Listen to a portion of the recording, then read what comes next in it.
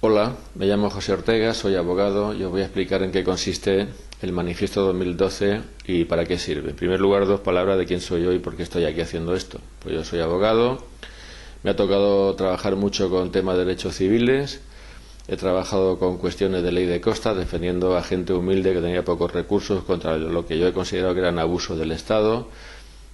Formé una plataforma, tuve bastante éxito, conseguí que el Parlamento Europeo declarase que España estaba abusando de los débiles, de los humildes en la aplicación de esta ley, etcétera, etcétera. Entonces tengo ahí pues una cierta experiencia de cosas que he hecho que va más allá de la práctica del ejercicio de esta profesión en un despacho haciendo un escrito de alegaciones. La verdad que hay muchas formas de ejercer el derecho. Yo tengo esta. A mí me han venido muchísimos asuntos imposibles y con muchos de ellos pues he tenido suerte. Y he conseguido, pues, en fin, cosas difíciles y complicadas que en principio no era de prever que se consiguieran. Y aquí ahora en España y en el mundo también tenemos una cuestión muy difícil. Tenemos lo que sería en un despacho de abogados un asunto imposible de defender, que es cómo se arregla esto. El país está que se cae. España ahora mismo le soplan, se cae y ya no se puede levantar. Yo, desde luego, soy un ciudadano más, no tengo ninguna clave fantástica para resolver la cosa, pero tengo algunas ideas con las que he pensado que podía ayudar y que podía contribuir a proporcionar unas fórmulas y unas ideas que fueran desarrolladas por todos de una manera horizontal y en equipo. Y esto es básicamente el Manifiesto 2012. El Manifiesto 2012 es el resumen de una propuesta de reforma de la Constitución que yo escribí hace un año, un poco como una reflexión de lo que habría que hacer en España, y que en verano redacté como proyecto de ley con un texto articulado, con un preámbulo y todo esto. Lo que pasa es que esto costaba mucho de leer porque son unos cuantos folios y es un lenguaje un poco técnico, lenguaje legal. Así que en diciembre hice un resumen al que llamé Manifiesto 2012 y tiene la forma de una declaración colectiva. Yo lo que he procurado con esto es, por una parte, garantizar las reglas de la democracia, que la democracia sea de verdad, impedir la corrupción y garantizar la separación de poderes. Y por otra parte hay un contenido que tiene una cierta carga ideológica, pero que para mí es innegociable. Son las cuestiones que yo creo que hacen falta para que la humanidad se ponga al compás de los tiempos. España y lo que no es España también. Temas de energías renovables y temas, o de energías libres, no sé cómo le llaman a esto, temas de salud alternativa, temas de restringir la basura en la comida. Todo este tipo de situaciones yo creo que son imprescindibles. Yo no creo que hoy día podamos dejar esto al margen y centrarnos en las cuestiones de la pura mecánica electoral o de la pura mecánica de cómo funcionan los partidos políticos y todo esto. Pero bueno, antes de contar qué es el Manifiesto 2012, en qué consiste y cómo está redactado y cuáles son sus propuestas, a mí me gustaría contar una cuestión que es importante. Esto no es de izquierdas, esto no es de derechas, esto no es de centro, esto es de todos, esto es del pueblo, porque esta lucha de la izquierda contra la derecha y la derecha contra la izquierda es una escenificación absurda hoy para esto. Ahora lo que tenemos que hacer es que esto funcione. No es la lucha de unos contra los otros, es la lucha de todos nosotros contra 5 o 6 familias que hay, que muchos de ellos ni siquiera tienen pasaporte español. Aquí el señor Botín es un compañero de segunda fila, de los que realmente están programando nuestro destino en unos términos que no nos interesan. Tenemos que sumar. Esto no es la lucha obrera, esto es otra cosa. Esto no es la revolución comunista, ni es una revuelta callejera de anarquistas que quieren. Tenemos que estar todos, absolutamente todos, porque nos interesa a todos. Por eso también yo aquí no he introducido nada que tenga que ver con la cuestión de la monarquía o de la república. Esto está pensado y está decidido. Yo sé esto porque lo he hecho. Primero porque nosotros en España tenemos cierto fetichismo por el tema de la república y creemos que con conseguir una república hemos conseguido liberarnos de la esclavitud y no va a ser así. Esas son las formalidades y nada más. Cuando haya en España una democracia auténtica, entonces llegará el momento de decidir con total libertad si lo que queremos es tener un rey y una familia real en un palacio o queremos tener un presidente de la República.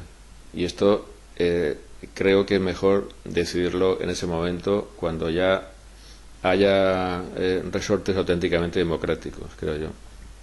Y luego también es que si ahora venimos a decir en el manifiesto 2012 que esto tiene que ser una república por narices, lo que estaremos haciendo será quitarnos de en medio y no contar con los apoyos que son necesarios, son tan necesarios como cualquier otro, de las personas que consideran que la monarquía es una cosa que está muy bien y que es estupenda, porque hay que sumar.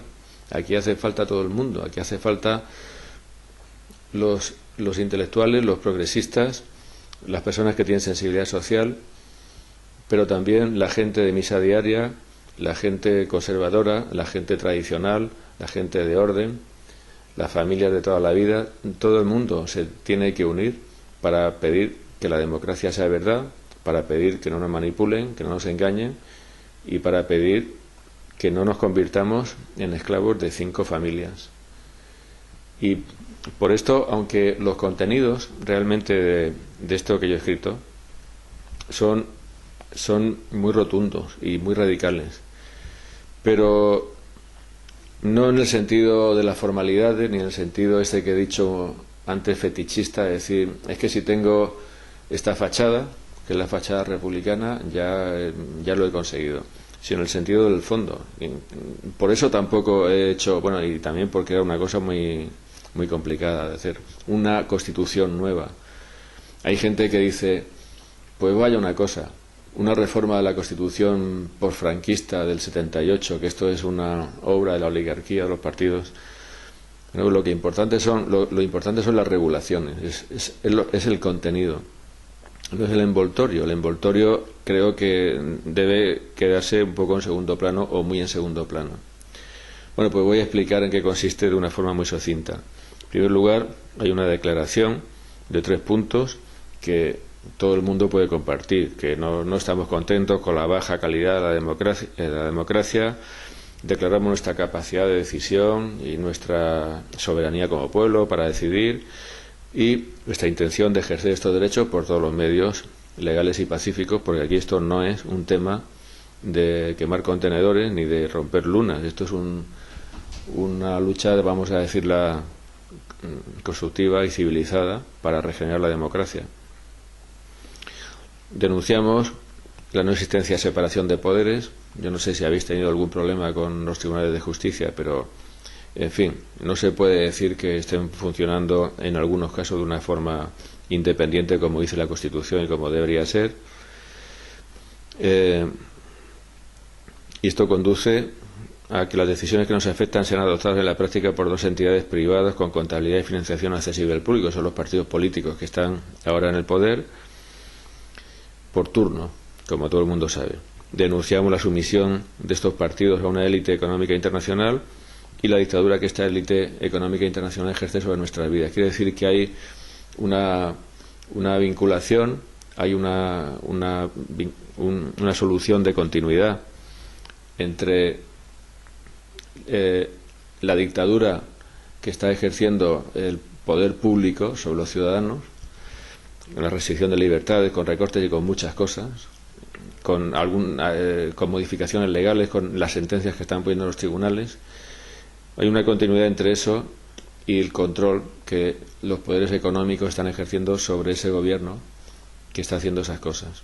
De manera que al final esto se traduce en un control de los poderes económicos sobre cada una de las cosas que hacemos o que podemos hacer o que nos dejan hacer en nuestra vida. Rechazamos vivir como esclavos, etcétera, etcétera. Rechazamos una política social, cultural y económica impuesta por los bancos y otros poderes económicos. Sabéis que están fomentando la competitividad, están fomentando la idea de que el beneficio lo justifica todo, este tipo de contenidos que a mí no me gustan y a mucha gente tampoco. Pues esto es lo que se está fomentando en contra de otros valores que son más humanos y más de personas, como la solidaridad, el amor, la empatía, el apoyo mutuo. Y rechazamos también la devolución de una deuda creada artificialmente. Yo creo que habría que ver dónde se ha forjado, cómo se ha elaborado, cómo se ha generado esta deuda y sería muy interesante el hacer una auditoría para ver de dónde sale todo esto y cómo se ha gestado, y a lo mejor nos llevaríamos alguna sorpresa. Yo no entiendo realmente por qué se tiene que causar un déficit de caja. No soy economista, por lo tanto, igual si no lo entiendo es culpa mía, pero en todo caso yo creo que todos los españoles tendrían derecho a que hubiera muchísima más claridad en torno al tema de la deuda. Entre otras cosas, nos gustaría saber quiénes son los que están comprando deuda al 5 y al 6% y están estrujándonos, y a quién estamos pagando realmente, nombre y apellido, o sociedades mercantiles, y saber quiénes son su consejo de administración, a quiénes le estamos pagando realmente los impuestos, porque cuando vamos a hacer la declaración de la renta y estamos pagando el IVA y todo esto, realmente ese dinero, una parte muy importante de ese dinero va a estos señores que de una forma muy estupenda están prestando dinero a España y se están lucrando enormemente con los intereses, ¿no? Entonces exigimos una reforma constitucional y aquí es donde viene la parte extensa y técnica de la reforma de la Constitución, que ponga fin a la dictadura de los dos grandes partidos mediante medidas concretas que igualen a todas las opciones políticas en su capacidad para hacer llegar su mensaje al elector. Bajo mi punto de vista, y es como he redactado esa reforma de la Constitución, la forma de conseguir esta finalidad es prohibiendo el gasto en las campañas electorales. Que veamos las paredes, lo he contado esto ya 1000 veces, las paredes empapeladas, llenas de las caras de los señores y las señoras que se presentan a las elecciones, cuando alquilan la Plaza de Toros de Valencia.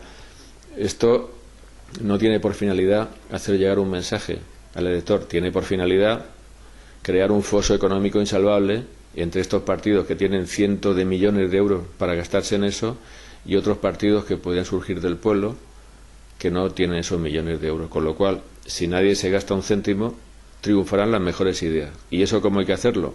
Pues eso hay que hacerlo mediante la cesión de espacios gratuitos en radios y televisiones. Las radios y televisiones, las públicas y las privadas también, están utilizando el espectro radioeléctrico, que es dominio público, es nuestro, esto no es de ellos, esto no es de Telecinco, no es de Antena 3, no es de Punto Radio, el espectro radioeléctrico es de todos nosotros, mío que estoy hablando, de vosotros que estáis escuchando.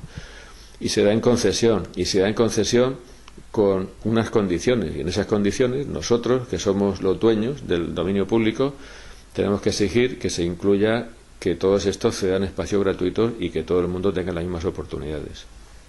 Y yo creo que se hace así. Que haga imposible la corrupción mediante el procedimiento de poner a permanente disposición de los ciudadanos en Internet y las bibliotecas públicas la totalidad de las cuentas y contratos de las administraciones, organismos públicos, los partidos políticos. Ya hemos visto que los organismos de control y las instituciones que están destinadas a controlar que no haya fraude en las cuentas públicas y que no haya corrupción y que no se maneje mal el dinero que es de todos, pues no funcionan. Esta es la realidad.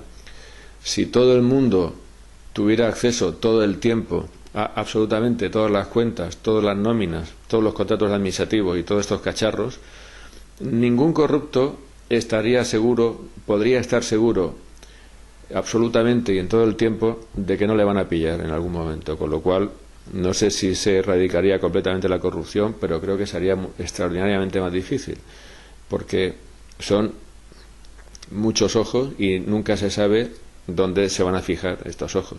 Y como lo público es público, ¿verdad?, pues hoy hay unas cuestiones que están sometidas al derecho administrativo y al derecho público que de forma paradójica digamos que no se pueden consultar, documentos que están sometidos al control público y al acceso del público no se pueden consultar.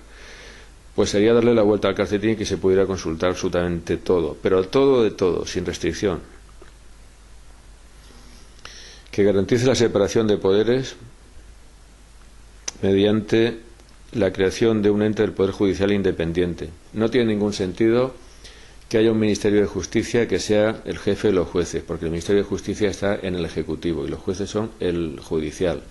Si quieren quedarse con la Fiscalía y hacer cosas con la Fiscalía, me parece divino, y con la Abogacía del Estado. Pero los jueces tienen que tener un estatuto propio, un presupuesto propio, un sistema de elección propio, y creo que una incompatibilidad absolutamente brutal entre la carrera judicial y la profesión, y la actividad de político. El que quiera dedicarse a la política, que sea político, y el que quiera ser juez, pues que sea juez, pero no un poco de aquí y un poco de allá, porque ya hemos visto que no es bueno. la elección mediante sufragio universal independiente del presidente del gobierno, distinta del Congreso, yo creo que contribuye también a la separación de poderes, porque actualmente sabéis que no se vota al presidente del gobierno, se votan los diputados y los senadores, y estos son los que le eligen. Entonces, el gobierno forma parte del Congreso.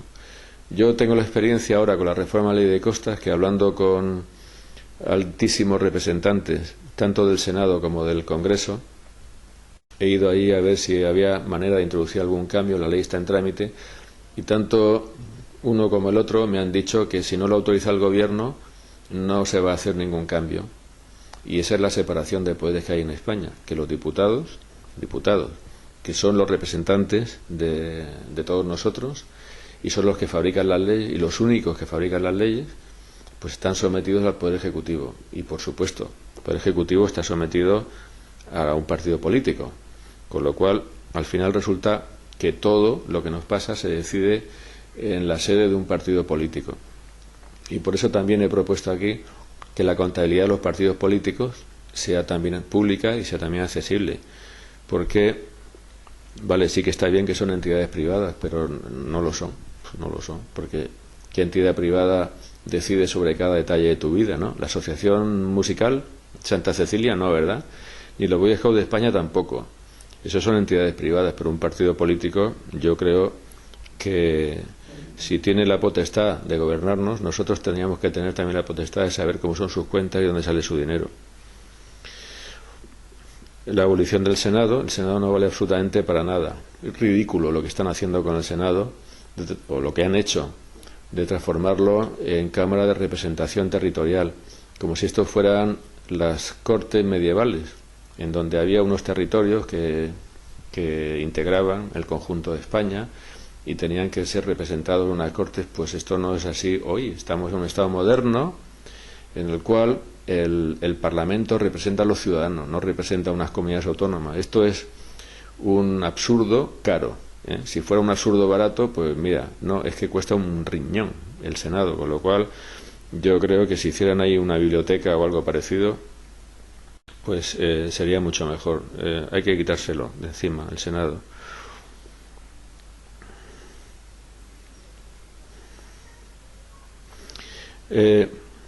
También se incorpora un sistema para que se pueda votar a través del DNI electrónico, no todas las leyes, porque esto es imposible, porque hace falta un conocimiento técnico para votar esas leyes, pero sí las que afecten a los derechos fundamentales de la persona. Yo reconozco que hay un problema, porque ese voto no es secreto. Ese voto es imposible que sea secreto. Si tú votas con tu DNI electrónico, todo el mundo sabe lo que tú has votado, y eso es un tema que podría servir de debate, pero en todo caso yo considero que en el balance entre el problema de que ese voto no es secreto y la importancia o la ventaja de que los ciudadanos podamos votar directamente las leyes que nos importan y nos interesan, yo creo que esto último es más importante y más interesante. Una ley electoral que garantice que el resultado de las elecciones en escaños es fiel reflejo del resultado en votos. No hay que contar mucho de esto. El sistema mayoritario hoy es un sistema muy práctico que busca eso que llaman la gobernabilidad, que es una palabra fantásticamente fea y que en la práctica significa pues que al mismo número de votos están ganando los partidos mayoritarios. Funde una banca nacional como doble base del crédito a ciudadanos y empresas, y el propio Estado mediante la adquisición de deuda soberana a bajo interés o a interés cero. Esto ha habido gente que ha dicho que es completamente disparatado, que es un absurdo, que eso no puede ser, y también ha habido gente relevante que ha dicho que no, porque son de ideología liberal y que esto no puede ser y tal. Yo creo que esto es básico y lo entiende todo el mundo, porque los problemas que tenemos con la deuda son problemas de usureros que nos están sacando todo lo que tenemos, la médula, la sangre y todo, y que supongo que no sería así si hubiera realmente una banca nacional. Asigne contenido material derecho a una vivienda digna, impidiendo ejecuciones hipotecarias con desahucio de personas que carecen de vivienda. Yo aquí lo que he hecho es que aquí hay un artículo en la Constitución que establece el derecho de todos a una vivienda digna. Y realmente no haría falta, modificar la Constitución para conseguir esto. Es decir, aquí hay un derecho del banco al lanzamiento, pero incluso con la regulación que tenemos hoy, ese derecho del banco al lanzamiento, yo creo que está por debajo del derecho de las personas que viven en esa vivienda a retener esa vivienda y a seguir viviendo ahí siempre que no tengan otra. En todo caso, en la reforma de la Constitución que yo he escrito, lo que he puesto es que el derecho a una vivienda digna va a prevalecer sobre el derecho del banco a la ejecución hipotecaria mediante el lanzamiento, y que la ley establecerá un sistema de arrendamiento obligatorio para que estas personas se puedan quedar viviendo en su casa pagando una renta. Impulse mediante medidas jurídicas y presupuestarias concretas el desarrollo e investigación de energías libres, concesión al dominio público de las patentes obtenidas. Aunque ha habido desconcierto en torno al término energías libres, mira, a mí me da exactamente igual. Me estoy refiriendo a las energías que no cuestan dinero, a las energías renovables.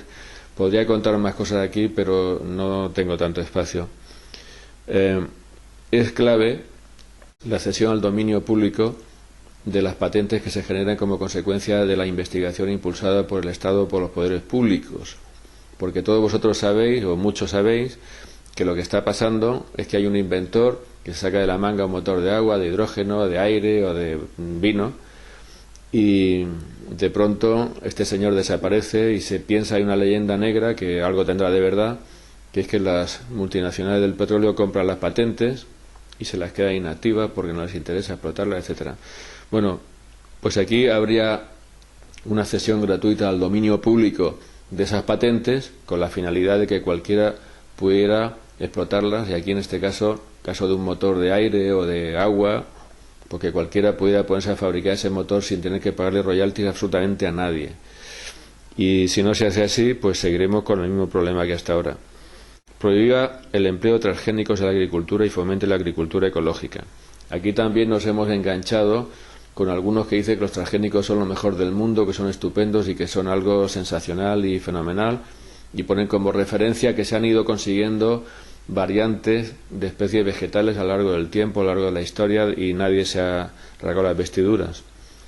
Bueno, pues yo no soy tampoco científico, lo mismo que no soy economista, entonces yo no sé si es mayor o menor, creo que es grande, pero en fin, el peligro de comerse una planta que ha fabricado su propio insecticida, que es lo que parece ser que hacen estos transgénicos.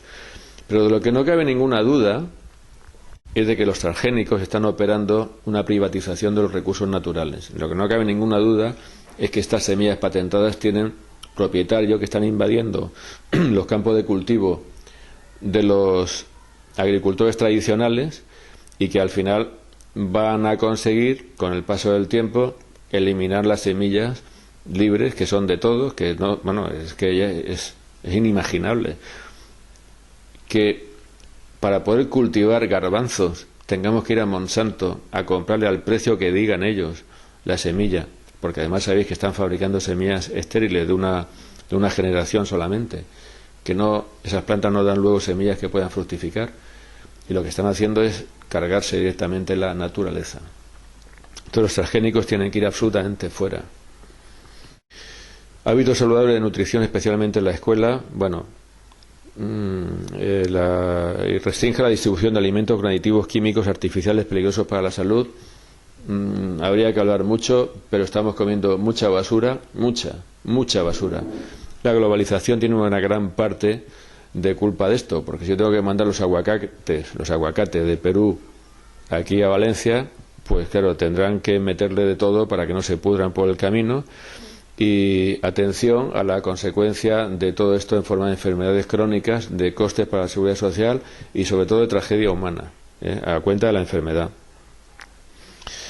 Establezca el empleo de medicinas alternativas en la seguridad social, restrinja el uso de medicamentos de síntesis y fomente con medidas efectivas la investigación, nuevos procedimientos de curación naturales. Bueno, todo el mundo sabe que hay procedimientos que no son los de las medicinas de síntesis ni la maquinaria de la alta tecnología contra el cáncer y este tipo de enfermedades que funcionan. Y alguno también sabe que también hay multinacionales muy importantes que han comprado también patentes de compuestos que, que curan barato, sobre todo. El problema es que curan barato. Bueno, esto tiene que caer del lado del Estado. O sea, el Estado tiene que fomentar esto de una manera ya absolutamente decidida, en vez de ser un rehén de las multinacionales farmacéuticas. Introduzca un salario máximo en todos los sectores de la economía. Muy bien. El salario máximo creo que es una exigencia de moralidad. Todos somos iguales, ¿eh? No tenemos las mismas capacidades, no tenemos la misma especialización, no tenemos los mismos méritos, pero somos iguales en dignidad. No se significa que seamos iguales en dignidad cuando hay un señor que tiene un salario de 4 millones de euros o de 1 millón de euros y hay tanta gente que tiene un salario de, pues, bueno, el que lo tiene, ¿no? Entonces yo creo que nadie es tan interesante como para poder tener un salario, no digo las empresas que es su beneficio, digo el salario que se da en 10 veces, que ya está bien, el salario mínimo. El salario mínimo son 1.000 euros al mes, por ejemplo. El salario máximo debería ser de 10.000 euros, que yo creo que ya los agraciados ya van bien, ¿no? Y más o menos estas son las regulaciones de la nueva Constitución que están recogidas aquí en el Manifiesto 2012, que termina diciendo: no deseamos vivir una sociedad competitiva y deshumanizada, ni admitimos ser menos tornillos sin alma de un gran engranaje económico, y estamos resueltos a defender nuestra libertad y nuestra dignidad de ciudadanos frente a las imposiciones de las élites económicas. Bueno, ya está.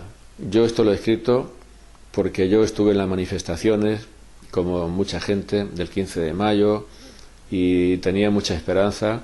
Esa esperanza se ha ido disipando, que es lo peor que puede pasarle a un pueblo, que ese entusiasmo se difumine y se transforme en resignación, porque parece ser que nadie sabe qué hacer. Yo el otro día estaba en una cafetería, de unas señoras mayores al lado, y estaban diciendo las señoras, curiosamente, que había que reformar la Constitución, pero es que tenían casi 80 años estas mujeres. Todo el mundo está hablando de esto, pero parece ser que no hay propuestas concretas, ¿no? Y si hay alguna, pues pido perdón, porque no la conozco y será culpa mía no conocerla. Pero parece ser que no hay propuestas concretas.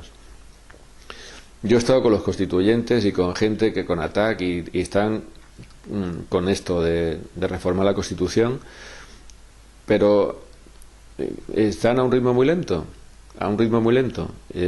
yo no pretendo que esta reforma de la Constitución que yo he escrito sea la gran solución para todo, ni quiero figurar más de la cuenta en el tema. Esto lo he hecho como si fuera un trabajo del despacho. Es un consejo, es una fórmula y es una propuesta. Pero lo que sí que creo es que tenemos que sumarnos todos, tenemos que integrarnos todos y tenemos que trabajar sobre un texto que tenga contenido y que tenga unas buenas regulaciones. Y yo creo que este texto, pues, contenido tiene, y las regulaciones creo que son muy eficaces. Yo os pido que os suméis al Manifiesto 2012, que recojáis las firmas y que podamos cumplir con el objetivo de cambiar la Constitución mediante un procedimiento que he propuesto, que es que cogemos, porque claro, para modificar la Constitución hace falta un milagro, ¿no? Hace falta algo que es prácticamente imposible, 3/5 partes del Congreso y del Senado. La Constitución dice eso. Entonces, eso no lo puede conseguir un único partido. Es imposible. Y está hecho para que no se pueda conseguir casi nunca, o para que se necesite el consenso entre varios partidos. Ahora mismo, como España está muy mal, yo creo que se podía producir un vuelco electoral en unas elecciones que tuvieran lugar próximamente, y que los dos grandes partidos podrían hundirse, pero eso no va a suceder si no hay una alternativa seria. Con esto yo no estoy promoviendo un partido político, porque yo no soy político, yo soy abogado. Esto es una corriente de ideas y una propuesta, pero si fuéramos capaces de montar una alternativa que fuera seria, que fuera coherente, que tuviera un contenido fiable, y que tuviera gente capaz ahí para trabajar arriba, digamos, en ese partido, esa fuerza política, como se llamen, pues se podría conseguir. Entonces, el Manifiesto 2012 es un cacharro que funciona como una gran operación de marketing, sin dinero. Estas firmas del Manifiesto 2012, Manifiesto 2012 es un texto de un folio con un espacio que tiene 10 firmas. Esta firma no tiene ni un poco de valor jurídico, ni mucho, ni poco, ni regular, ninguno, nada. Esto no es una iniciativa legislativa popular. Esto es un texto que se firma voluntariamente sin ningún tipo de rigor, en el sentido de que no hay un notario, que ni hay un fedatario privado como sucede en la iniciativa legislativa popular. Entonces, si esto no tiene ningún valor jurídico, ¿para qué lo estamos haciendo? Lo estamos haciendo porque efectivamente es una gran operación de publicidad. Si somos capaces de conseguir 20 millones de firmas, o 10, u 8, pues se hace una manifestación y se llevan las firmas al Congreso para depositarlas. A continuación, los políticos no te van a decir no, te dirán que hay que escuchar al pueblo, que la gente tiene razón, que han entendido el mensaje, como dijo aquella vez Felipe González, y a continuación no harán nada o harán algo que realmente pues no tendrá contenido o que será lo mínimo. Pero claro, en ese momento, en el momento en el que has conseguido movilizar a tanta gente, tú has conseguido una publicidad inmensa. Especialmente creo que habría que granjearse el interés de los medios de comunicación de fuera de España, que es lo que yo hice con el tema Ley de Costas, y salió de maravilla. Y entonces nos encontramos con que se ha generado una ilusión colectiva, pero en vez de ser una ilusión colectiva en negativo, para decir no somos mercancía, mano de político, banquero, tal, es una ilusión colectiva en positivo porque te agarras a algo.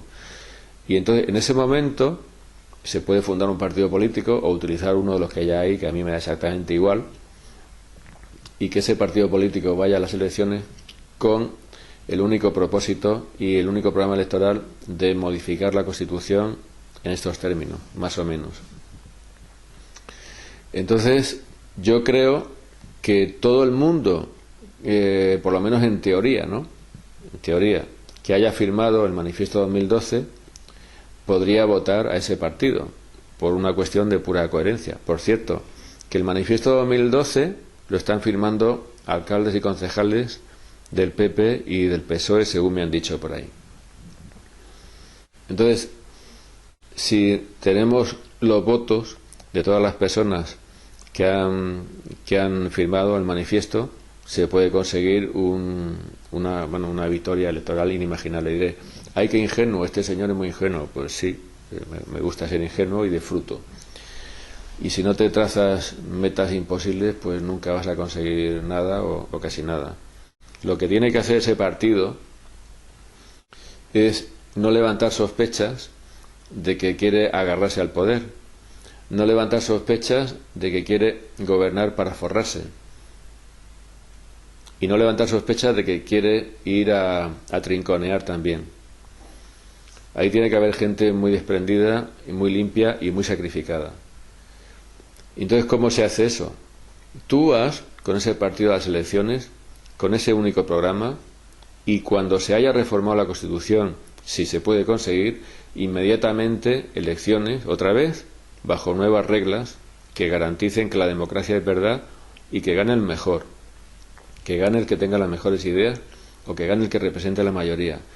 Si gana un partido que dice que el rey es estupendo, pues tenemos rey para todo el mundo. Que gana un partido que dice que la república es mucho mejor, pues una república.